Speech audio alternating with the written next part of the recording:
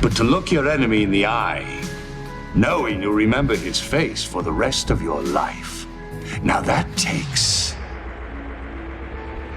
a stomach much stronger than you'll ever have.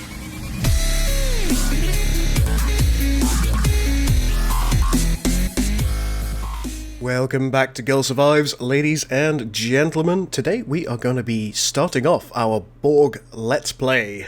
Oh no. I'm not very good as the Borg. As you can see, we are playing on the Anvil system map and we are facing off against several enemies. We have a Federation, Klingon, Romulan and Cardassian enemy. All the game options are set to normal, random events are on, however outlaw sectors are off. And victory options, pretty much everything is set to off. Without further ado, let's load into the game. As a viewer, it's quite nice for you to have a tactical grasp of the situation, so what I've done is I've gone into developer mode and had a quick look at the starting positions of everybody in relation to one another. As you can see, the Federation are our closest enemies, bordering us, we're at the top there, and the Dominion are the next closest enemy, with the Romulans and the Klingons being as far away as possible. You can see that we've got an empty area quite close to us, which would normally be taken up by another player. If I can find that, I may try and take advantage of it. However, I don't know where anything is at this point. Right, the match has begun. The first thing that we're going to need is information, so let's get our scouts on the go. My next decision as a Borg player is how I'm going to approach the match. I know as a player that the first capital ship that I choose to build is entirely free, it doesn't cost me any resources, and that gives me pause for thought. The Trapezoid, which is the capital ship you start with by default, is a comparatively weak capital vessel, and your starting frigates are also relatively weak in early game. So I made the decision to bypass both of these vessels and go straight for 7 of 9, who is one of our hero vessels. That won't cost us anything. I also choose to pick up the Pyramid as soon as possible because I know that is a relatively strong vessel, especially in early game. Excellent, we now have 7 of 9 and are producing Pyramid escorts for her so she can clean up the local cluster of systems. I know from what my scouts have uncovered that the first 3 systems that we come across I can take over without having to do any additional assimilation research. That should build a solid economic core for us so we can move forward and start building bigger vessels. With our local cluster of systems taken, it's time for us to start considering our expansion options. Based on the information we have, we know that there is a tier 1 world nearby that we can take over. Let's send 7 to take out the defenders. Let's make sure that we also start researching the capacity to assimilate tier 1 worlds. Negotiation is irrelevant.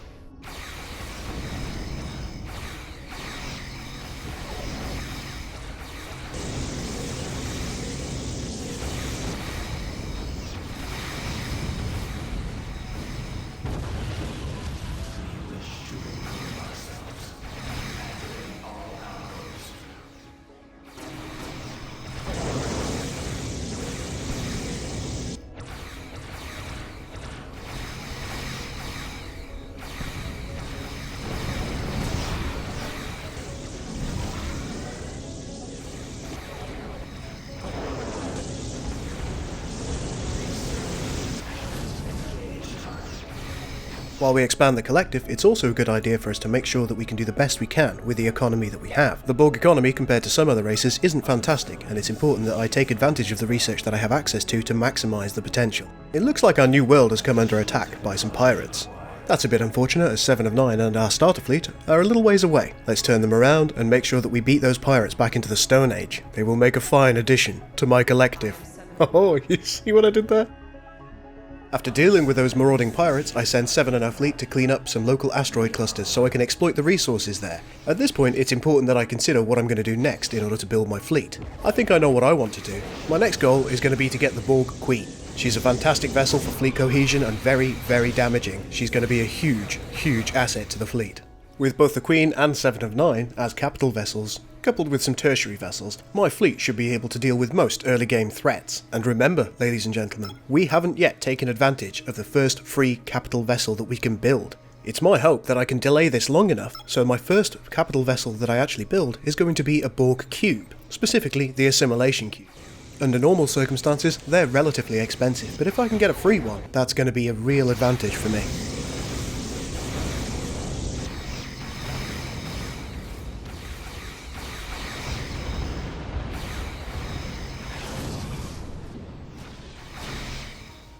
State new directive. Commence repair operations.